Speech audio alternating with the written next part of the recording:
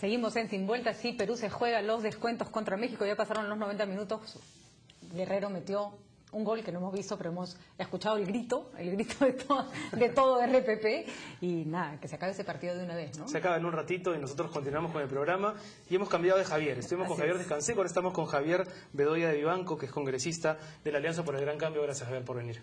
Buenas noches, qué gusto estar con ustedes. Y con quien vamos a conversar de lo que ha sido el tema del día, ¿no es cierto, Renato? Porque ya hemos hablado con Javier Descanseco, su explicación es que Ollanta Humala no sabía nada, que ha dado marcha atrás, que ha, mejor dicho, que ha separado a su hermano rápidamente, que lo ha puesto en una actitud disciplinaria y que están dispuestos a sancionar todo lo que haya que sancionar. Tu percepción de los hechos, Javier, ¿cómo ves este comportamiento de Alexis Humala y hasta dónde es creíble la respuesta de Ollanta Humala? Yo creo que hay varias cosas a tomar en consideración, Patricia. En primer lugar, conforme van pasando las horas, se va conociendo mayores detalles respecto de los alcances de las conversaciones que han tenido. Inicialmente se dijo que habían estado con el canciller o ministro de Relaciones Exteriores de Rusia y con los representantes de la empresa inversionista de gas. Así es. Invitándolos a que vengan a hacer inversiones en el Perú. Tengo entendido que hoy día, a través de un cable de EFE, la agencia noticiosa española, se ha determinado que además habían invitado a la flota pesquera rusa a venir a pescar nuevamente en mar peruano, tal como era en la época del gobierno militar, en que el mar peruano estaba entregado a la flota rusa, a la flota cubana y a la flota polaca. Estarían invitando entonces a la flota rusa para que venga a pescar al mar peruano, comprometiéndose a suscribir los convenios correspondientes tan pronto asuman el poder. Entonces, la naturaleza de negociaciones que han ido a hacer son en diferentes sectores, y todos ellos sectores que atañen no a actividades privadas, sino al Estado peruano. O sea, arrogándose una representación del Estado peruano o del gobierno que asume en 15 días más. Considerando eso, esa multiagenda y los tonos prácticamente protocolares en que se ha llevado a cabo la reunión, ¿es creíble que Ollanta Humala hubiera estado desavisado del asunto? Un hermano, un dirigente de la naturaleza de él, que además es fundador del partido, que viaja acompañado con parlamentarios electos por el mismo partido y con una delegación más amplia, porque hay un tercer huanuqueño también allí presente.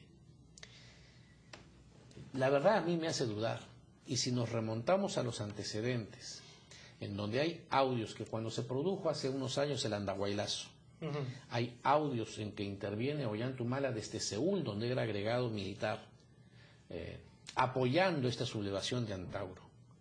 Y cuando después viene acá, Ollanta niega esas declaraciones y que esa sea su voz. El que hoy en día niegue, me parece que es conveniente que lo haga, me parece que lo ha hecho oportunamente, pero está negando al hermano después de que tenía conocimiento. Yo creo que hay muchas dudas e interrogantes que se ciernen sobre esa hipótesis. Ahí hay varias cosas además que hay que mirar con bastante lupa. Primero, el diferencial de Ollanta Humala versus Keiko Fujimori, porque tenían varias cosas que los emparentaban, ¿no es cierto? Su falta de perfil democrático, sus cuestionamientos sobre gobiernos, en el caso de Keiko Fujimori, el de su padre, en el caso de Ollanta Humala, cuestionamientos sobre su participación en derechos humanos. El diferencial era corrupción, porque ahí sí, Ollanta Humala no tenía nada de qué acusársele, salvo algunas dudas sobre el financiamiento de su campaña. Nunca se le había acusado de malversar fondos del Estado. Y él prometió que el Estado que iba a dirigir iba a ser un Estado para todos, donde no iba a haber negociaciones bajo la mesa y donde las cosas iban a ser transparentes. Incluso prometió la creación de una Comisión Nacional de Inversiones que iba a transparentar para que no hubiera lobbies y para que no hubiera ningún tipo de favoritismos ni prebendas. Esto es como un pésimo paso, porque estarían negando el 40% de las personas que votaron por Ollanta Humala en segunda vuelta lo hicieron porque confiaban que iba a luchar contra la corrupción. Sería una pésima señal, porque estaría negando una de sus ofertas de campaña más sólidas.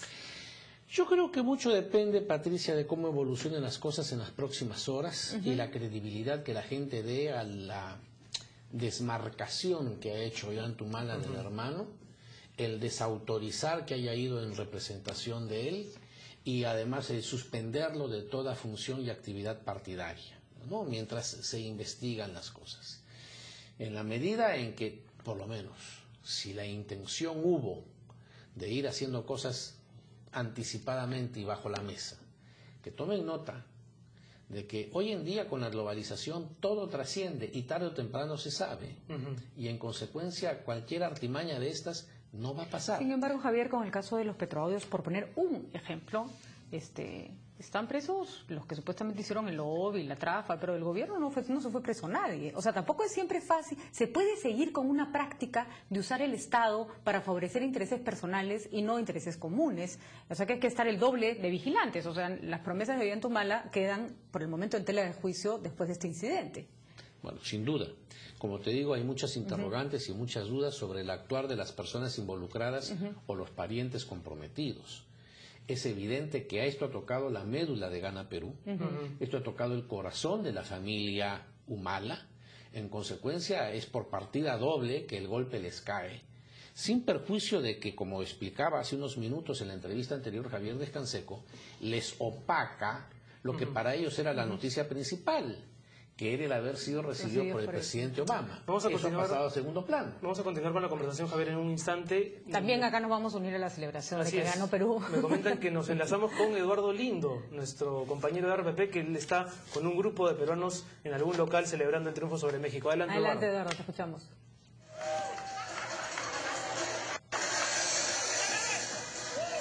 Adiós.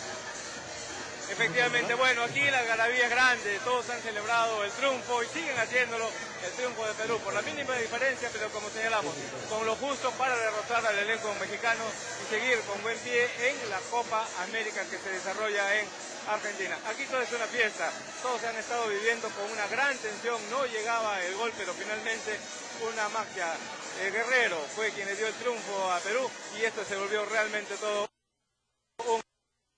Ya ha pasado la tensión, continúa de manera mucho más serena, pero con mucho afecto realmente de todo lo que se ha vivido en estos últimos 90 minutos que han sido realmente de gran tensión para los hinchas que han venido siguiendo este encuentro.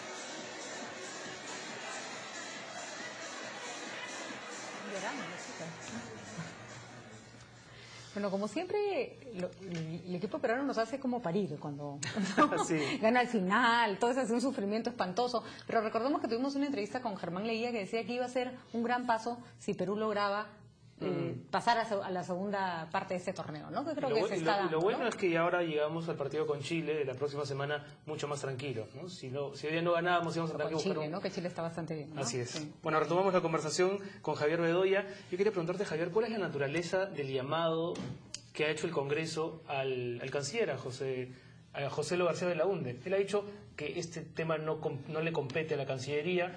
¿Por qué lo están llamando?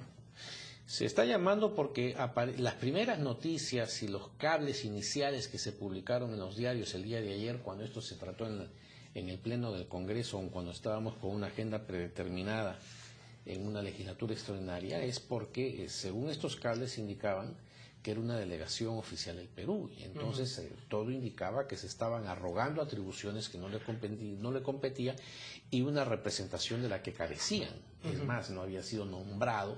Y como quiera que las relaciones internacionales corresponden a relaciones exteriores y el comercio internacional corresponde al Ministerio de Comercio Exterior, nosotros, el Parlamento ha pedido que se cite a comisión permanente al ministro. Ahora bien, el ministro ya adelantó lo que va a responder y me parece inoficioso que vaya. Podría con una nota simplemente dar las explicaciones que se le van a requerir, indicando que no ha habido nada oficial, que a ellos no han intervenido para nada, no conocían, no fueron consultados y en consecuencia esta delegación viajó por su cuenta y riesgo y no en representación de nada. Ni la Cancillería promovió la reunión con la embajada rusa, ni tuvo conocimiento previo de que se iba a llevar a cabo.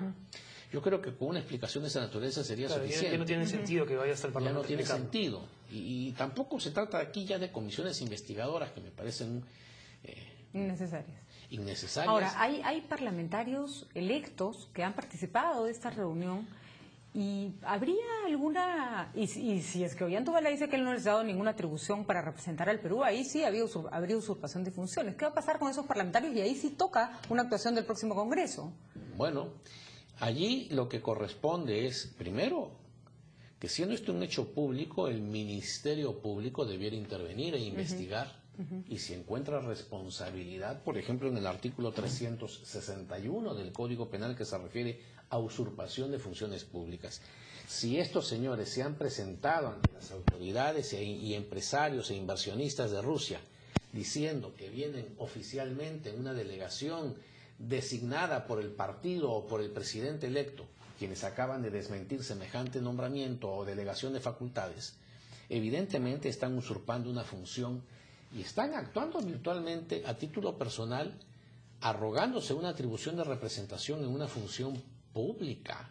Están yendo en nombre del Estado peruano, en nombre de los gobernantes que asumen en 15 días. Entonces ahí el Ministerio Público puede intervenir y si presenta denuncia, se solicita al Parlamento el levantamiento del fuero y se les pone a estos señores a disposición, los que tienen el derecho al antejuicio político, como es el caso del parlamentario que usted formula la pregunta, Patricia, se le levanta el fuero y van a disposición del Poder Judicial. ¿Para qué es más preocupante? ¿Que haya un posible boicot de Gana Perú con facciones que están tratando de sacar ventaja de estas circunstancias? ¿O que haya, como conversábamos con Javier Descanseco, un proyecto familiar que busque que los otros hermanos Humala también cobren un protagonismo a este nivel? O la familia Heredia, ¿no? O la familia Heredia también. ¿Qué es lo más preocupante? ¿De qué tenemos que cuidarnos más? Que tenemos que cuidarnos de todo. Porque ambas alternativas son desechables, son denigrantes, no se le puede admitir. No se trata de aquí que qué cosa es menos malo o menos pervertido o menos corrupto. Ambas hipótesis son inaceptables. Además, creo que hay que diferenciar. No es que los familiares no puedan participar en política, tú eres un buen ejemplo de ello. Tu padre ha sido político, tú y tus hermanos son políticos, y las familias de políticos suelen generar políticos, pero hacen carrera política y se ganan los espacios por sus méritos dentro de un trabajo de un partido. No pareciera ser el caso, ¿no es cierto? En el caso de Gana Perú. Bueno, dicen que el caso del señor Alexis Humala es fundador de Gana Perú y es dirigente, ¿verdad? Es miembro del comité ejecutivo. No le conocía participación previa en política, pero no tengo por qué dudar si el propio partido reconoce que es un dirigente, no tengo por qué dudar que así sea. Si ha hecho méritos, no ha hecho méritos, no sé, no conozco su historia política, ¿verdad? Pero tenga o no tenga carrera política, no agrava ni disminuye la falta cometida. Hay una cosa extraña, además, en esta reunión que va a tener que esclarecerse, ¿no? No fue secreta. Alexis Humala no va escondiéndose. La embajada rusa en el Perú, la embajada del Perú en Rusia sabía del hecho, no le habían informado formalmente, pero sabía que andaba una comisión de peruanos allá. Ha habido cámaras de televisión, ha habido presentaciones ante la prensa. Esa es una de las interrogantes, Patricia, a las que me refería a contestar pregunta anterior. No parecían estarse escondiendo de nadie, ¿no? Así es, y no solamente eso, sino que de acuerdo a información que he recibido hoy en la noche, me dicen que un video que corresponde a una agencia de noticias rusa, salen declaraciones de este señor Humala en sus entrevistas sabidas en Rusia, en donde agradece las atenciones recibidas por la delegación peruana. O sea, ¿Qué hubiera pasado, Javier, si, pongámonos en el otro plano para entender la diferencia? Si este señor va a título personal usurpando funciones, está buscando algo para él, o sea, hacer de intermediario y que en esa intermediación ganarse alito, por decirlo de alguna manera. ¿Qué hubiera pasado? ¿Por qué hubiera estado mal que en este proceso de transición hubiera ido un representante de Ollanta Humala a Rusia a ofrecer la posibilidad de que Rusia pesque en el Perú? Porque el Estado no es del presidente electo o ya en funciones. Y no puede ser tratado y manejado el Estado como la chacra familiar. Sobre todo cuando además Ollanta Humala ofreció que los recursos naturales deben tener preferencia para los nacionales. ¿Y qué más recursos naturales que los peces del mar? Así es, ¿verdad? Entonces, estas cosas no pueden ser manejadas a criterio personal o familiar.